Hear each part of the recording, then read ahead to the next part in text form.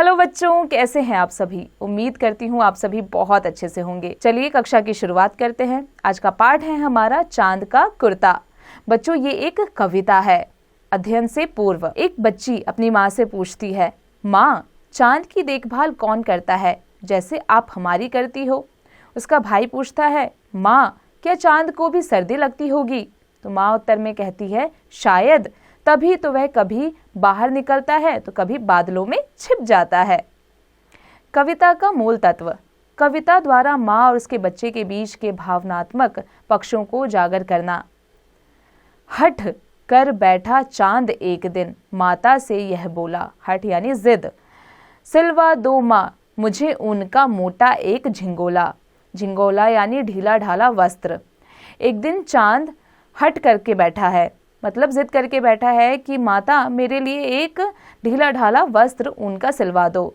सन सन चलती हवा रात भर, जाड़े से मरता हूँ, ठंड से मरता हूँ। ठिठुर ठिठुर कर किसी तरह यात्रा पूरी करता हूँ, यानी कांप कांप कर। चांद कहता है कि पूरी रात सनसन हवा चलती रहती है, ठंड में मैं मरता रहता हूँ और किसी तरह ठिठुर ठिठुर कर कांप कांप कर अपनी यात्रा को पूरी करता हूँ। आसमान का सफर, सफर यानी यात्रा, और यह मौसम है जाड़े का। ना हो अगर तो ला दो कुर्ता ही कोई भाड़े का। चांद कहता है कि आसमान में मौसम, जाड़े के मौसम का जो ये सफर है, ये यात्रा है, ये काफी मुश्किल है, इसलिए अगर कुछ नहीं तो मुझे कुर्ता ही भाड़े का दिलवा दो। बच्चे की सुन बात कहा माता ने, अरे सलोने, सलोने यानी कि प्यारे, कुशल करे भगवान लगे मत तुझको जादू टोने। जाड़े की तो बात ठीक है पर मैं तो डरती हूँ, एक नाप में कभी नहीं तुझको देखा करती हूँ।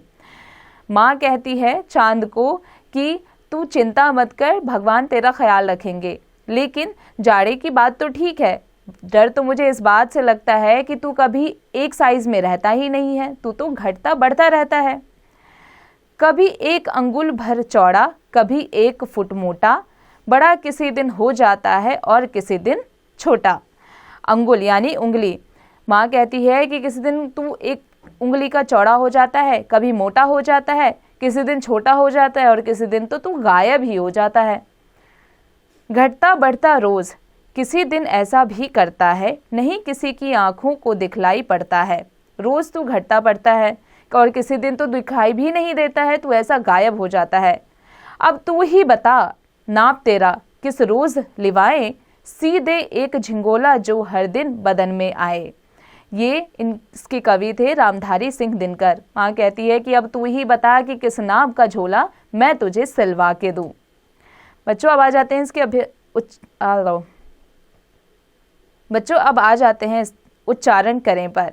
दिखलाई, ठिठुर, यात्रा, कुर्ता, कुशल। चलिए अब आ जाते हैं अभ्यास कार्य पर। बच्चों इसका अभ्यास कार्य आप स्वयं कीजिएगा।